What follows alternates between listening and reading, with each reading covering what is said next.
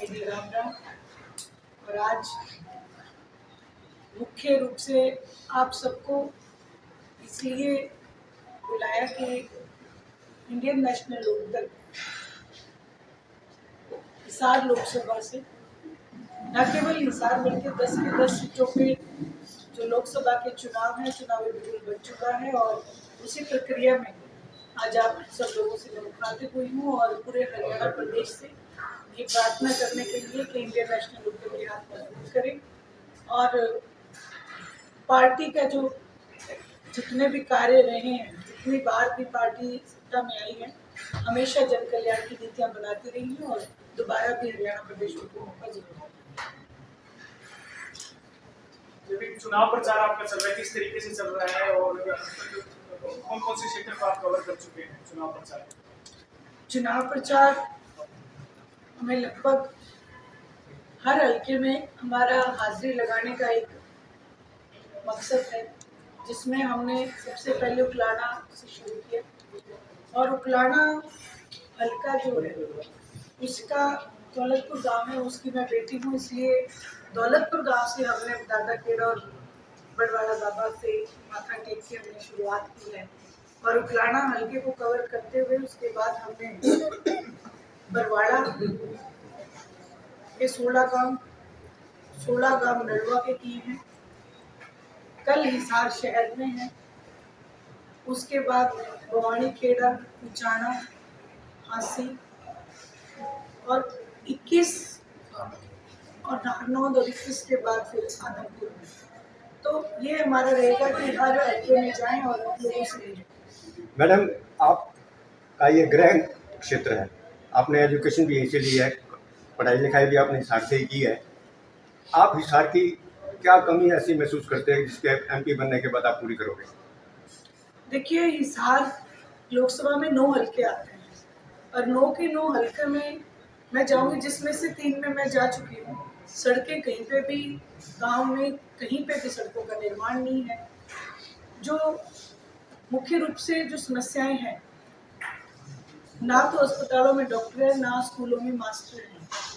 तो जिन लोग जो कहीं पे नगर पालिका की समस्या है, जैसे आदमपुर में नगर पालिका नहीं है, तो जो मुख्य धारा की जितनी भी समस्याएं रहेंगी हम उसको प्राथमिकता से देके और उन्हें दूर करेंगे और लोगों के साथ जो वायदे किए हैं उन पे खरा उतरेंगे।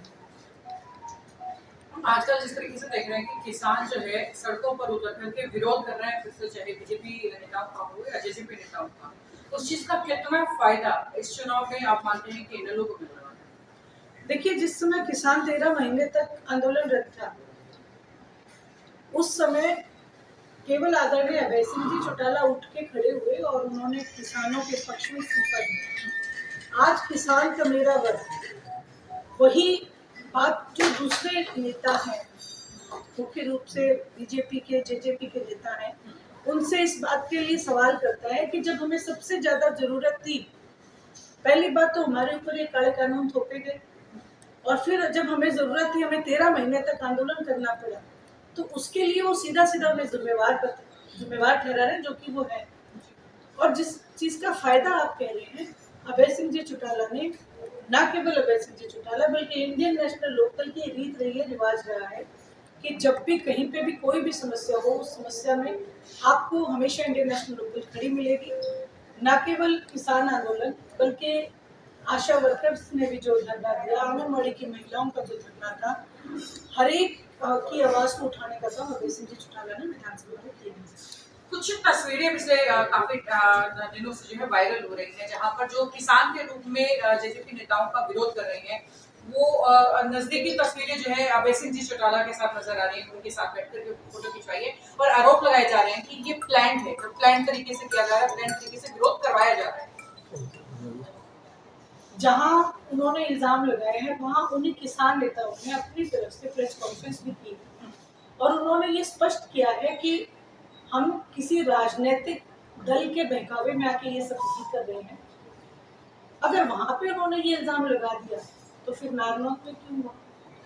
अगर बरवाड़ा हल्के में भी हो रहा है, आदमपुर में भी हो रहा है, हर जगह इनका विरोध हो रहा है। एक विशेष जगह का नाम लेके सिर्फ एक अपनी जेब मिटाने के लिए इल्जाम लगाए जा रहे हैं। और जबकि वो किसान जो है स्पष्ट भी कर चुके हैं।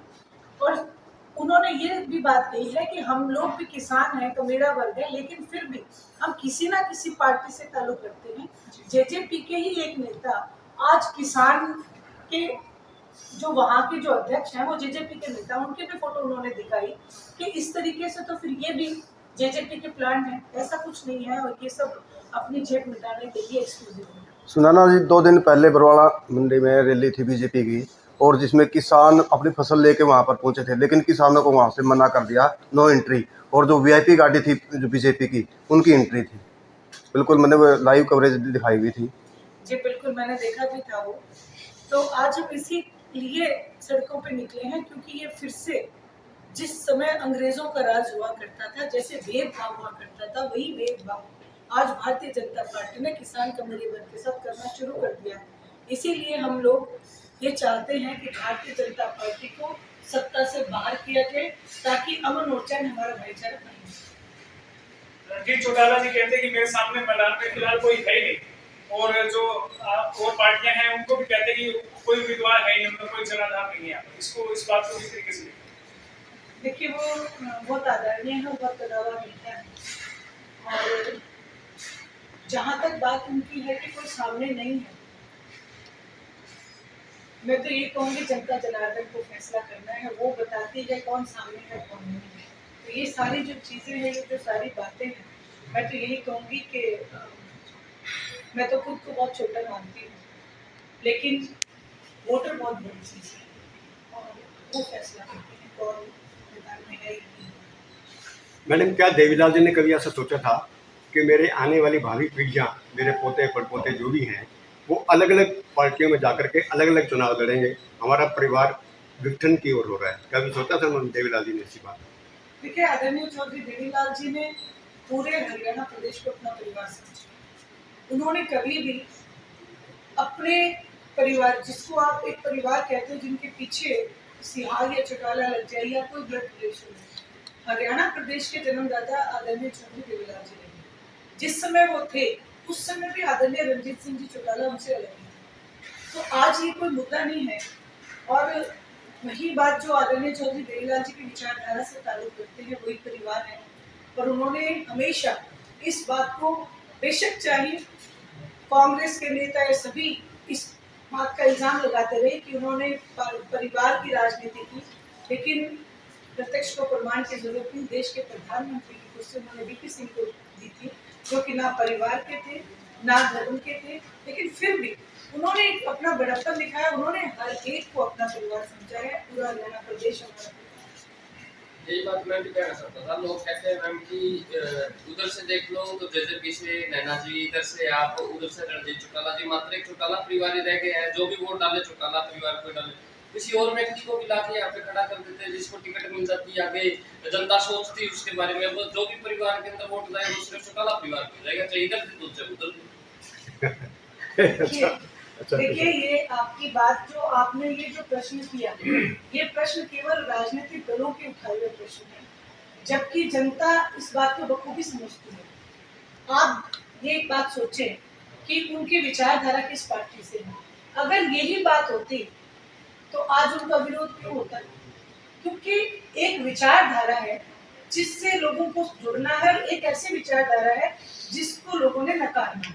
आज अगर जेजेपी और बीजेपी पार्टी का विरोध हो रहा है तो वो इस समय चौटाला परिवार नहीं देख रहे, वो केवल कैंडिडेट को देख रहे हैं कि ये कैंडिडेट कौन सी पार्टी की विचारधारा में चला है।